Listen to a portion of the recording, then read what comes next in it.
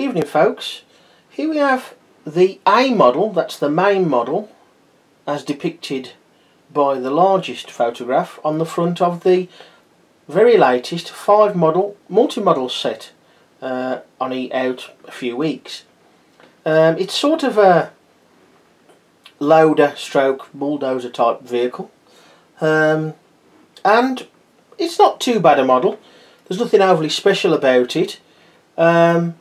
Some bits are better than others, but we'll go through it and I'll let you know what I think about it. Overall, reasonable model. It does lack play value once the model's built. All it does is forward and back. The shovel at the front doesn't pivot, and there's no encapsulated nuts left in the set after the build to make that pivot. That said, there are some nuts, so once you've got another spanner you could do the old-fashioned lock nut, but there are also some of the small rubber grommets left after the build. That's these here that you see on the end of the axles, both axles. Now the triangular flexible plates here are slightly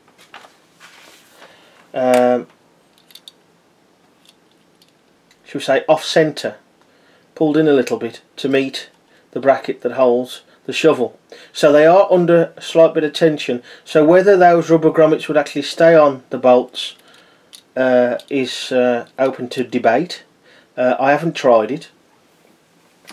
What else have we got then with the model? Well, it's a quick build. It's only just over an hour with me note taking as usual per these videos. I build the models and make notes as I go, and then obviously do the video. Taking out the notes, it's less than an hour, maybe even 50 minutes. Nothing too complicated, a little bit fiddly, mainly just because it's a relatively small model and constraints of space. For example, when putting the rear together, it becomes quite box-like, and that in itself is enough to make it a little bit fiddly. The new spanner I'm still not getting on with. I find it a bit too bulky, and I'll come on to it later where I did have a little bit of an issue with it, with the new spanner, or rather the new spanner in this set. As I say, it starts getting fiddly. That's about stage 5 when all this starts to come together. And as usual, as per other videos, there are places where it's best to leave some nuts and bolts slightly loose for the next stage or a couple of stages on, where you can adjust things better to suit. One of those is just around the back here. You can follow the instructions as close as you like, which I did, and I found that this angle bracket, this small one here, was just slightly too far forward to align with the hole on the flange plate, which is the other side. It doesn't really matter because it doesn't connect to anything else, but for neatness of build I just slackened that off and realigned it. There's one stage, stage 8, you get the swirly arrows. Now maybe it will become clearer on future models with more of these swirly directional arrows. I just didn't get what it's supposed to mean. I'm guessing it meant turn the construction round, and what it related to was fitting the one angle bracket there. I presume that's what it meant, but if you were left-handed you would have probably turned it the other way. Anyway, I don't think it really needed it, to be honest. Now here's a benefit of the new spanner compared to the old, or the older types, and it's in relation to using the open-ended end of the spanner. Inside there's a nut, and it's surrounded by several other nuts, as you can see, and the other side. Now access is quite restricted, especially this side where you've got a bolt head there as well. And the new spanner, open-ended end, allows you to get in there, not with all of the spanner on the nut, but with enough to hold the nut, due to the shape of the head. It allows you to get in there enough to hold the nut to tighten. With the old spanner that would be impossible, and you'd have to put the spanner end on and hold it across the top over the end of the bolt. So that's better. Stage 9 entailed fitting this double bent strip across here and this the first of the flexible triangular plates. They are metal, by the way, not plastic. Just for ease of build, I found that it's easier to put the top one in first, thus allowing a bit more access in to do that one before doing the bottom one. So the top one there and the bottom one out of sight, right at the bottom of the model in there. I'll just show you that the other side. So there's the head of the top bolt and there's the bottom one. Even so, it was quite fiddly to do, well, no, awkward I would say, because you've got to hold the spanner and about 3 parts at the same time. So that's a little bit awkward. The same goes for the other side, but further up. Easiest to put that bolt in first, followed by that one. Now, there is a slight issue here, not a major one. As built, there was quite a bit of a gap between that end of the double bent strip and this 3/0 strip here, this 1.5 inch strip. So to get round that as best as possible, you slacken off this bolt here and move the angle bracket in as far as possible. There is a little bit of leeway, even though it's the round hole and the round hole on the angle bracket. There is a bit of leeway in the system to do that, and the same goes for the other side. Move it over, and it's still slightly, ever so slightly, too much of a gap between the double bent strip there and the 3/0 strip there, but it's not too bad. If you'd have left it, it would have stood every chance of either buckling in the 3/0 strip or bending out the double bent strip there. Now folks, I did have an issue with the spanner, not so much with the model but with the spanner. There was one part of the build on stage 10, just the back of here, I wanted to use, I forget what they call it now, but I'll call it the box spanner, although it's strictly not a box spanner because it's not, it's only like 1/2 of the spanner if it was a box spanner, but I'll show you anyway. That's that end.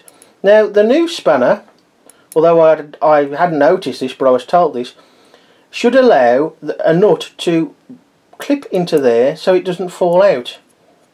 Unlike the older type where you could have it very lanky and not grip at all. Well, this one, whilst it's not lanky, does not grip the nut. Now, there's probably a difference in tolerances on the nut, so I swapped the nut and put another one in.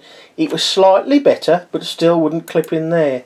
And my feeling is as well, whatever coating that is on there, certainly with this spanner, that silver paint by the looks of it, of some description, once that wears it'll grip even less. So it was quite a job to put the nut on there and try and feed it in, either side, to hold it. Regarding using that end of the spanner, as I've just showed you, I did have one part of the build where I couldn't reach because the width across here was too great, thus stopping me getting into the nut between parts. So I really still haven't changed my thoughts about the new spanner. I still find it slippery, obviously it's a bit new.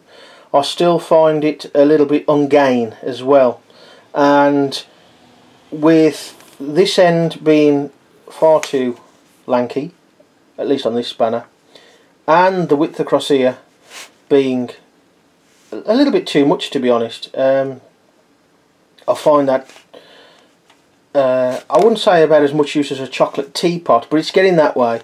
I would suggest that newer spanners are trimmed a little here.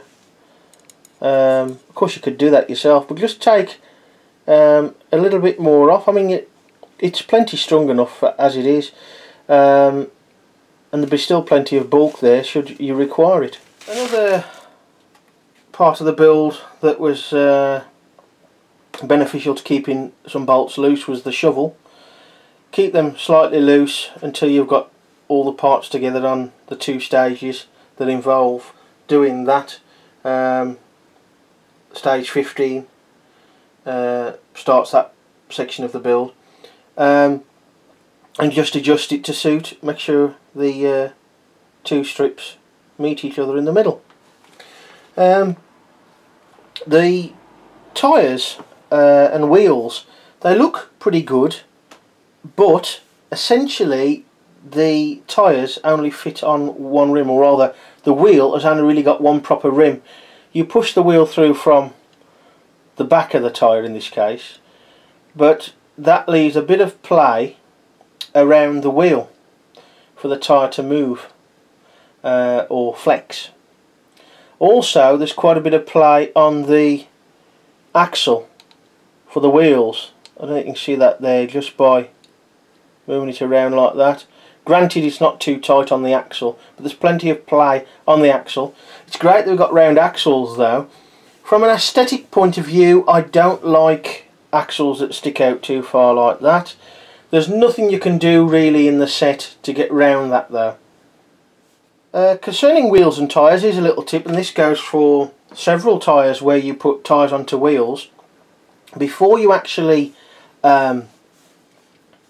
fit the wheels onto the axles with the tyres, once you put the wheel in, get the axle, put some weight on it on a flat surface, roll it up and down to try and get it to run true. As I said before, these will probably run slightly out of true anyway because they've only really got one rim to sit in, so you do get a slight shall we say alignment issues with the tyres. It's probably quite awkward to see. You can just probably make it out there slightly where the toe of the wheel is slightly in at the bottom or the top, depending. Of course there is a bit more play then than perhaps is necessary, but the wheels and tyres for looks are quite nice and chunky. Overall the model's quite solid, as you can appreciate with the flexible triangular strips. There is some flex there. It's not too bad. When you put it together you might find that one side's straighter than the other, and to make it look quite nice and symmetrical you might have to pull it in a little bit, but once you're there and tighten these 2 bolts up, it holds in pretty much where you want it to hold, and overall it's solid, fairly weighty as well. As I said before, play value is pretty minimal because that's all it does once you've built the model. Looking at some of the other models, there seems to be a bit more to do. Play value wise, it's probably not as good as the 3 model set fire engine, because that has got a little bit more to play with, although the build isn't as satisfying, I suppose. There's a lot less to do, but of course it's a smaller set. The only other thing really was to do with the design of the instructions, and it has been mentioned elsewhere. I forget where now, but somebody somewhere on the web has mentioned it. The inset to the instructions, where you've got showing you your parts that you need for that section, and the one-to-one artwork showing you which size part you need without actually needing to really measure it by just dropping on. I'll just show you there without it being, it might be a bit too shiny here.